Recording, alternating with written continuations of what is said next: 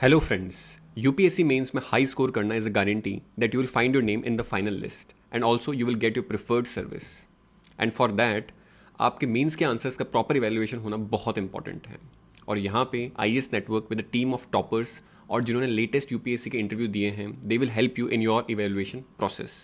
For further details contact us और visit our website of IAS network. Thank you. Namaste friends, I am Divya Mishra, rank 28 in UPSC Civil Service Examination 2020 and my optional has been philosophy. This is my third attempt and in my first attempt itself with very less preparation of the subject I secured overall 301 marks in my optional subject, that is philosophy, and this year also I have secured 265. So in this session I am going to talk about the philosophy as an optional subject, or overall I will begin with how to choose an optional, because I understand this is one of the most widespread confusion among the aspirants.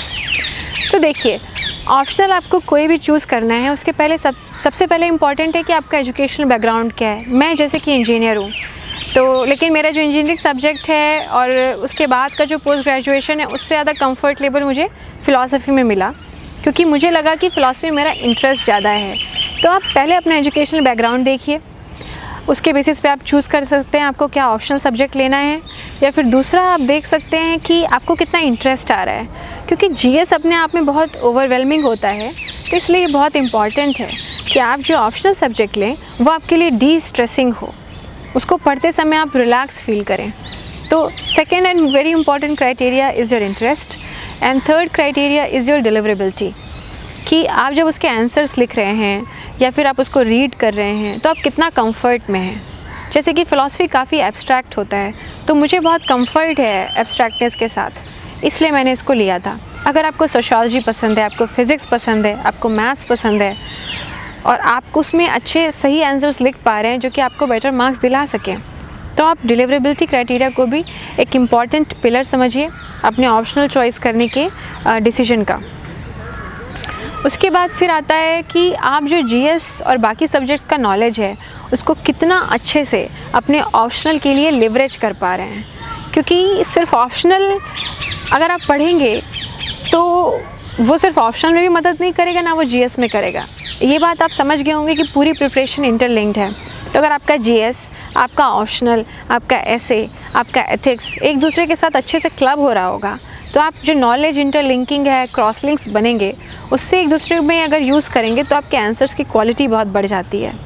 आप ये करते समय आप कैसे और इसके अलावा क्या कर सकते हैं, तो आप अपने ऑप्शनल का सिलेबस देखिए, प्रीवियस ईयर क्वेश्चन पेपर देखिए, आप जो टॉपर्स हों उस ऑप्शनल के उनके आप वीडियोस सुन सकते हैं, आप जो फैकल्टी हैं उनसे मिल सकते हैं, उस ऑप्शनल के चैलेंजिंग एरियाज़ क्या हैं उनको देख सकते हैं. जब वे सारी आप चीज़ें करेंगे तो आपको पता चल जाएगा कि आप कितना डिलीवर कर पा रहे हैं उस ऑप्शनल में, और इससे आपको वो डिसीजन लेने में हेल्प मिलेगी.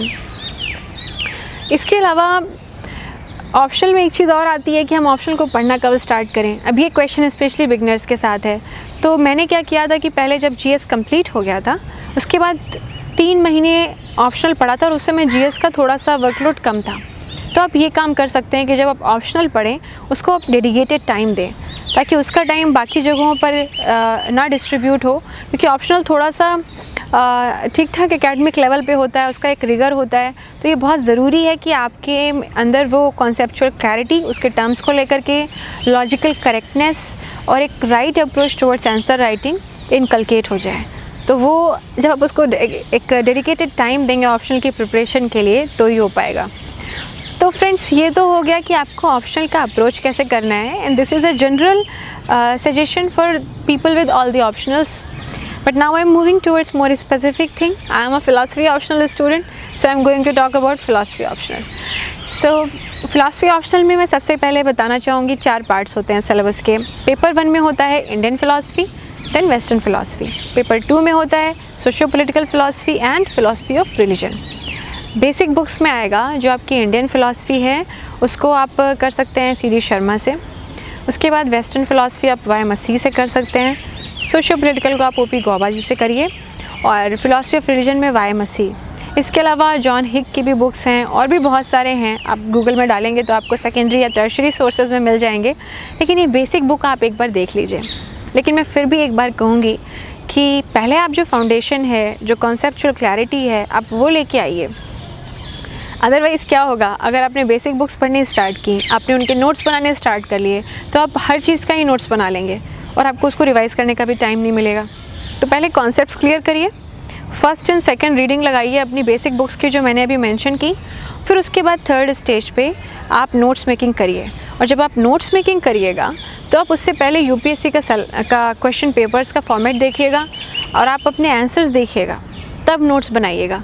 उससे जो आपके नोट्स होंगे वो रेलेवेंट होंगे, उनका ओरिएंटेशन एग्ज़ाम की तरफ होगा, क्योंकि आपको उस ऑप्शनल में कोई एकेडमिक डिग्री फ़िलहाल नहीं चाहिए, आपको एग्ज़ाम क्लियर करने के लिए उस ऑप्शनल की प्रिपरेशन करनी है। तो आप ये अप्रोच रख सकते हैं।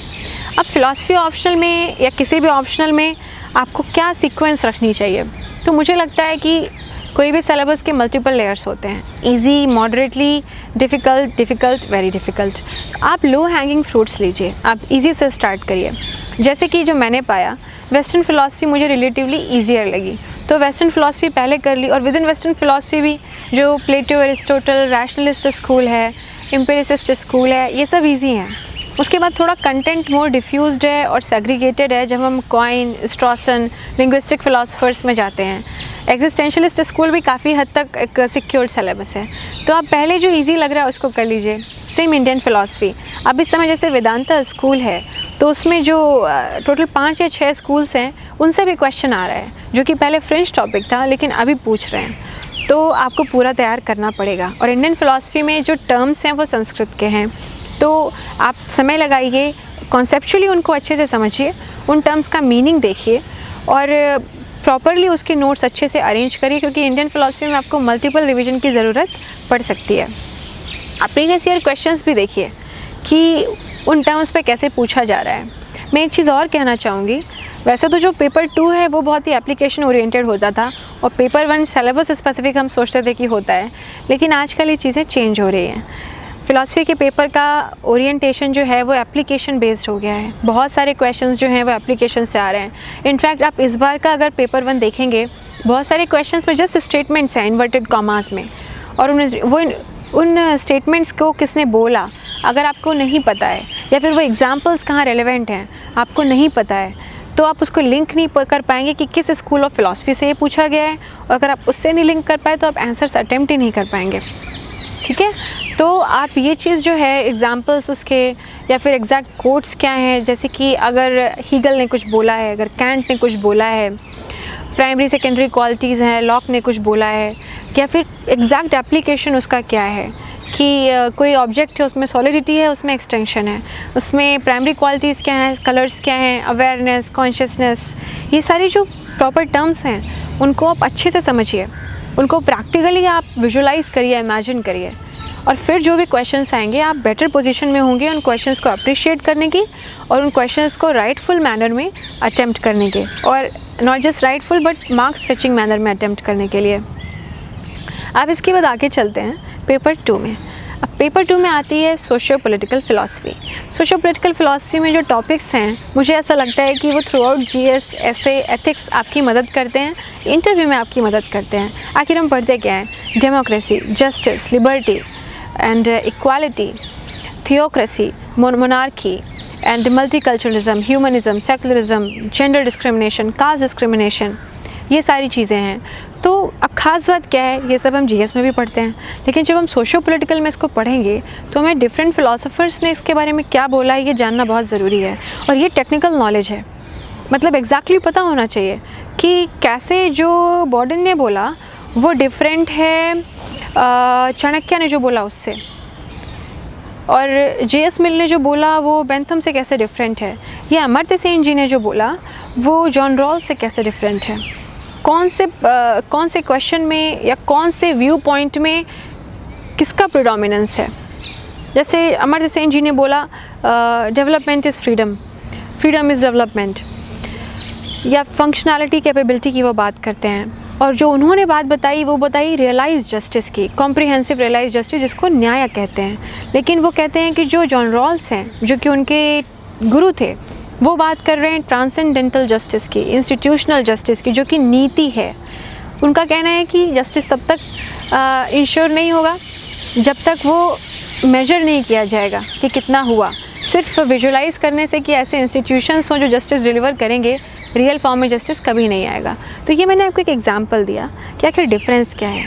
ये बहुत ही कॉन्सेप्चुअल लेवल की बारीकियां हैं और आप इनको बिगनिंग से ही क्लियर रखिए, ताकि जब लेटर ऑन आप आंसर राइटिंग मोड में आएंगे तो आपके लिए ईजी हो जाए। फिर इसके बाद चौथा और आखिरी पार्ट है philosophy of religion. Philosophy of religion बहुत ही स्ट्रेट फॉरवर्ड सिलेबस है, लेकिन इसमें भी बहुत कॉन्सेप्चुअल क्वेश्चंस आते हैं और आप इसको वेटेज दीजिए, क्योंकि ये छोटा पार्ट नहीं है, इसमें काफ़ी कुछ अच्छे तरीके से आंसर किए जा सकते हैं, चाहे वो गॉड की बात हो, सोल की बात हो, या फिर man's relation with the god, pantheism, panentheism, deism, and Descartes and St. Thomas Aquinas, different ways of proving the existence of God, ontological proof, teleological proof। ये सारी चीज़ें जो हैं ये आपको बेसिक इसका क्लियर होना चाहिए कॉन्सेप्चुअली, आपके पास राइट फ्रेजेस होने चाहिए इनको लिखने के लिए। और फाइनली जब आप मूव करते हैं उन चैप्टर्स में जहाँ पे इंक्लूसिविज़म एक्सक्लूसिविज़म की बातचीत होती है, तो आप सर्वधर्म समभाव, सर्वधर्म समन्वय, आप ये सब पढ़ते हैं, इसको आप फिर जीएस में यूज़ कर सकते हैं। और जब आप इन क्वेश्चंस का आंसर लिखिए फ़िलासफ़ी में, तो वहाँ पे आप कुछ रियल एग्जांपल लेके आइए। इंडिया कम्युनलिज़म से प्रभावित है, इज़राइल कम्युनलिज़म से प्रभावित है, आप इस तरह के कंट्रीज़ के एग्जांपल दीजिए, क्या अच्छा किया जा रहा है आप उसके एग्जांपल दीजिए। India national integration day celebrate करता है, एक भारत श्रेष्ठ भारत है, सीमा दर्शन है, ये सारी चीज़ें मेंशन की जा सकती हैं। लेकिन आप जीएस के एग्जांपल्स और उसका जो ओरिएंटेशन है वो मत रखिएगा, आप ऑप्शनल का ओरिएंटेशन रखिए, एग्जांपल्स को जस्ट सब्सटैंशिएट करने के लिए आप यूज़ करिए। हेलो फ्रेंड्स, यूपीएससी मेंस में हाई स्कोर करना is a guarantee that you will find your name in the final list and also you will get your preferred service. And for that आपके mains के answers का proper evaluation होना बहुत important है। और यहाँ पे IAS network with a team of toppers और जिन्होंने लेटेस्ट यूपीएससी के इंटरव्यू दिए हैं, they will help you in your evaluation process.